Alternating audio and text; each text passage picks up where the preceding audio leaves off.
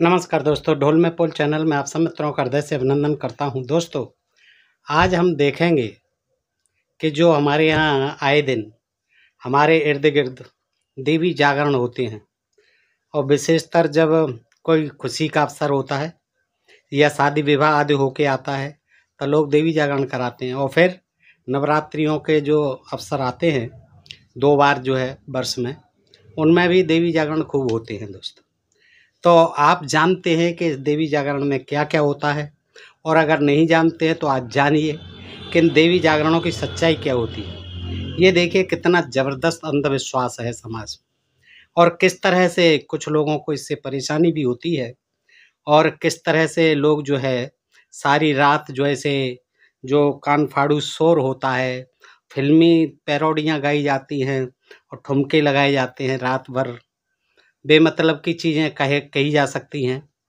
लेकिन जो धर्म और आस्था के अंधविश्वास में जो लोग डूबे होते हैं, उन्हें ये आनंद आता है, इससे बड़ा उन्हें लगता है कि हम बड़ा पुण्य का कार्य कर रहे हैं। दोस्तों, है अपनी अपनी आस्था और विश्वास की बात है, इसमें कोई कुछ नहीं कर सकता है। दोस्तों, धर्म के नाम पर कोई कुछ भी कर सकता है। तो ये देवी जागरण की क्या सच्चाई है, तो दोस्तों ये जो है हम और आप जो है सब जानते हैं कि किस तरह से इसको हमें रात भर झेलना पड़ता है, और इसका क्या महत्व होता है, क्या महत्व नहीं होता है। दोस्तों, किस तरह से ये जो है रात की नींद हराम करते हैं। एक ऐसा ही अनुभव होता तो हम सबको है, लेकिन हम सब लोग तो नहीं लिख सकते। ऐसा ही अनुभव एक विद्वान कहानीकार ने लिखा अपना, जिनका नाम है दामोदर अग्रवाल। उनकी एक ये इतनी अच्छी कहानी है, जो है ये बहुत रोचक कहानी है, और बिल्कुल जो है लेखक की भुगती हुई कहानी है। तो मैं आपके सामने रखता हूँ दोस्तों कि किस तरह से वो जो है इस देवी जागरण का जो है हाल हम लोगों को बयां करते हैं अपने शब्दों में। आइए सुनते हैं दोस्तों कि पड़ोसी के घर माता का जागरण था, और जागरण था तो लाउड स्पीकर का भी प्रबंध था, और लाउड स्पीकर लगा था तो मुझे जागना ही था। और जब जागना ही था तो सोचा कि क्यों न मैं भी वहां चलकर बैठूं और देखूं कि जागरण में होता क्या है। पड़ोसी भी प्रसन्न होगा कि मैंने पड़ोसी का धर्म निभाया, और माता भी प्रसन्न होंगी कि चलो इसके मन में मेरे प्रति श्रद्धा उपजी। एक पंथ दो काज।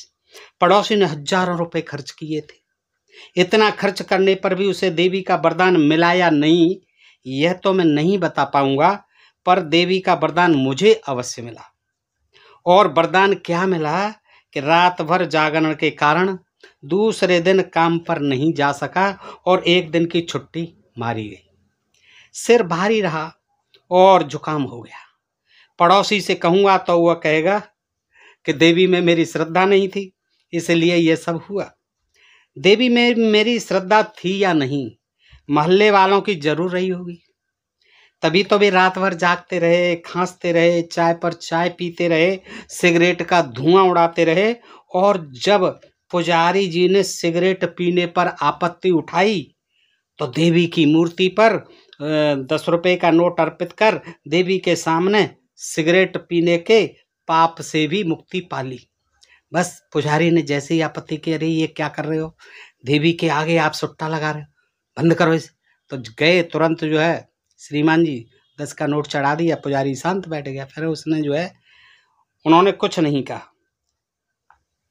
रात के करीब 12 बजे पुलिस का एक सिपाही आया और पड़ोसी से बोला कि 120 नंबर वाली कोठी में जो साहब रहते हैं, उन्होंने फ़ोन किया है कि उनकी नींद हराम हो रही है, इसलिए लाउड स्पीकर बंद कर दिया जाए।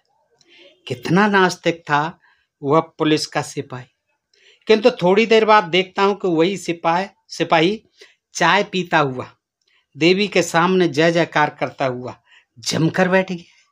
कहने तो यही आया था कि वो साहब जो रहते हैं बगल वाली कोठी 120 नंबर वाली कोठी में, उन्होंने कहा भाई इनसे कहो लाउड स्पीकर का शोर बंद करें और सो जाए, या फिर इसे बंद कर दें, या फिर कराएं अपना देवी जागरण। सिपाही से कहा, सिपाही जो आया, लेकिन थोड़ी देर बाद कह करके वो भी बैठ गया और वहाँ आनंद लेने लगा। और फिर कुछ रुपए से सिपाही की भी पूजा की गई और वह चला गया। वो जागरण में गवैयों की एक पार्टी भी थी, अक्सर होती है ही दोस्तों, उसके बगैर फिर रात्रि जागरण का मतलब क्या है। तो गवैयों की पार्टी होती ही होती है, वहाँ भी थी। उनमें से एक तबला बजा रहा था, दूसरा हारमोनियम, तीसरा माइक के सामने खड़े होकर गाता जा रहा था, और चौथा तीसरे को रिलीफ देने के लिए रिजर्व में था। सबकी आयु 30-40 के बीच होगी। बड़े बड़े बाल, अच्छे शर्ट पैंट, गले में चांदी के फ्रेम में मढ़ी माता की मूर्ति, जय माता दी के संवेत स्वर में जब इस भजन मंडली ने अपना जागरण संगीत छेड़ा तो मोहल्ला गूंज उठा। लता मंगेशकर से लेकर सभी मशहूर गायकों के गानों की पैरोडी पर एक से एक भजन गाए। और जब गवैयों ने यह गाना शुरू किया कि झूठ बोले माता काटे, देवी माता से डरियो, वह सांप दे के जाएंगी, संतो देखते रहियो, तो संत जन भाव विभोर होकर गवैये के हारमोनियम पर नोटों की बौछार करने लगे। गवैया भी जोश में था, गला फाड़ कर गाए जा रहा था, और कभी ट्विस्ट, कभी कत्थक, कभी भंगड़ा, कभी भरतनाट्यम करता हुआ संत संतनियों को सुबह तक मोहित करता और जगाता रहा। वह हर अदा में माहिर था।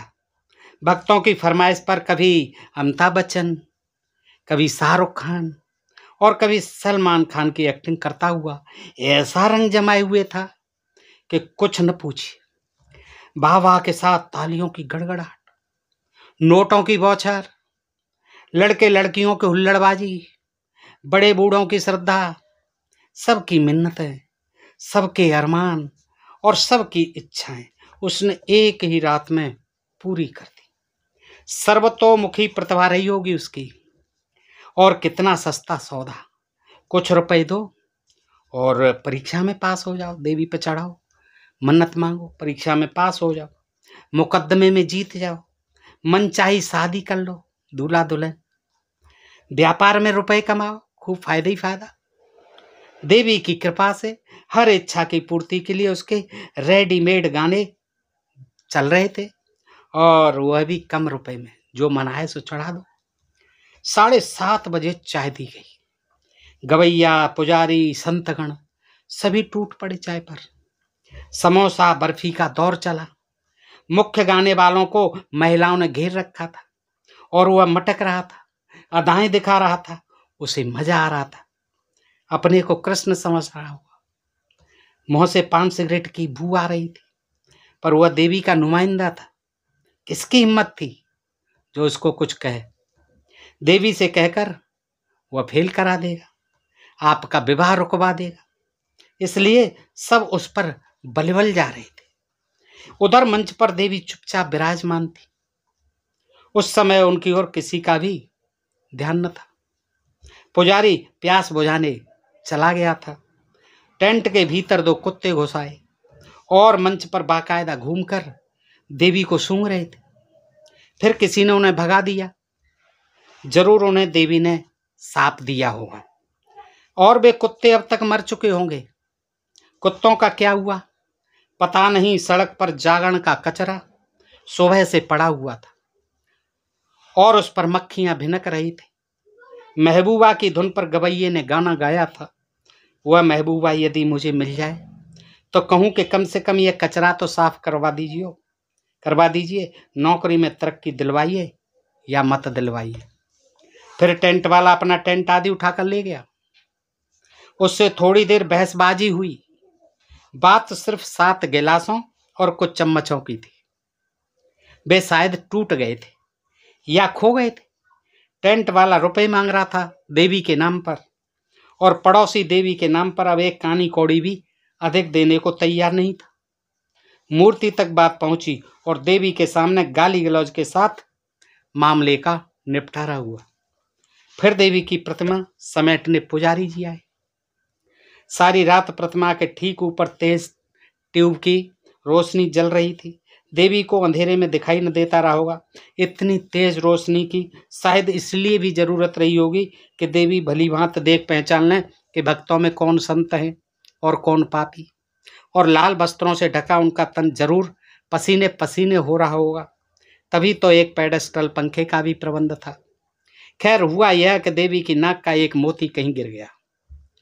नाक में मोती था भी या नहीं ये किसी को पता नहीं, ये अलग बात है। पर पुजारी जी बुरी तरह नाराज हो रहे थे। अरे देवी का मोती कहीं गिर गया, देवी का मोती कोई उठा ले गया, चुरा ले गया।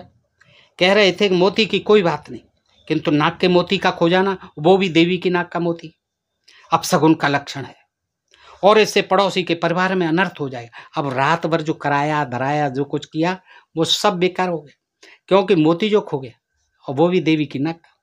कह रहा सारा व्यर्थ हो जाएगा, अनर्थ हो जाएगा। देवी की नाक का मोती है, कीमती था। पड़ोसी भी इस घटना से मैं भयभीत था जब उसने सुना कि ये क्या हो गया, और ये कह रहे हैं कि अनर्थ हो जाएगा, सब बेकार हो जाएगा। कोई उपाय करो पुजारी जी, घबरा करके बोला पड़ोसी। अरे पुजारी जी कोई उपाय करो। पुजारी जी बड़े कृपालु थे, उन्होंने अनुष्ठान से पाप का समन करा देने का आश्वासन देकर पड़ोसी से रुपए और ऐंठ लिए कि बेटा अब तो इसका अनुष्ठान करना पड़ेगा, नहीं तो देवी बहुत नाराज हो जाएगी, तेरा जो बड़ा अहित हो जाएगा। घबरा गया पड़ोसी और उससे कुछ रुपए उन्होंने अनुष्ठान के नाम पर ऐंठ लिए और कुछ रुपए मोती के लिए ले लिए, वो अलग कि मोती भी तो खरीद के लाना है देवी की नाक का। दूसरे दिन वही पुजारी एक अड्डे पर अपने दोनों चेलों के साथ ठर्रे के नशे में मुर्ग मुसल्लम उड़ा रहे थे। और ये हकीकत है दोस्तों, ऐसा ही होता है। माता का जागरण करवाकर पड़ोसी ने अपनी कौन सी इच्छा पूरी कर ली थी यह तो पता नहीं, पर मोहल्ले वालों पर उसकी धाक अवश्य जम गई थी। माता के जागरण पर जो हजारों रुपए खर्च कर सकता है वो अवश्य कोई पैसे वाला होगा। धाक जम गई। लोगों को जलाने का उसका अभिप्राय पूरा हो गया था। हाँ, लोगों के बीच में कि हाँ मैं पैसे वाला हूँ, देखो मैं रात्रि जागरण करा सकता हूँ। किसी की है हिम्मत इतना पैसा खर्च कर ले? वह खुश था और दूसरे जल रहे थे। पर 3 दिन बाद ही उसकी खुशी उड़ गई। 120 नंबर वाले बाबू ने मामले को आगे बढ़ाया था और पड़ोसी के विरुद्ध कई चार्ज लगे थे। बिना इजाजत के उसने सड़क रोक रखी थी, बिजली का करंट चुराया था और लाउड स्पीकर का इस्तेमाल किया था, है नियम विरुद्ध। अब वह थाने दौड़ता फिरता है। भक्त की इस दुर्दशा पर माता के आंसू अवश्य निकले होंगे कि मेरा भक्त जो है कितने कष्ट पा रहा है, थाने में चक्कर लगा रहा है। काश कि वह उसकी कोई सहायता कर पाती देवी जी। चलो कोई बात नहीं, वह एक बार फिर जागरण करा के माता को खुश कर देगा और उनकी अनुकंपा से दरोगा जी को अपना चेला बना लेगा। देवी जी कह देंगी चेला बन जाएगा।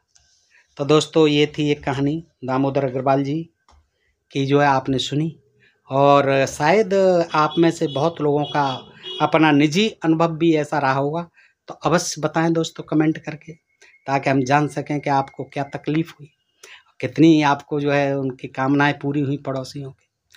तो दोस्तों ये कहानी अगर अच्छी लगी हो तो मित्रों में अधिकाधिक शेयर करें, अपने प्रिय चैनल को सब्सक्राइब करते रहें, और फिर मिलते हैं ऐसी किसी जानकारी के साथ अगले वीडियो में। तब तक आप सब मित्रों का हृदय से आभार, नमस्कार, जय भीम, जय भारत, नमो बुद्ध।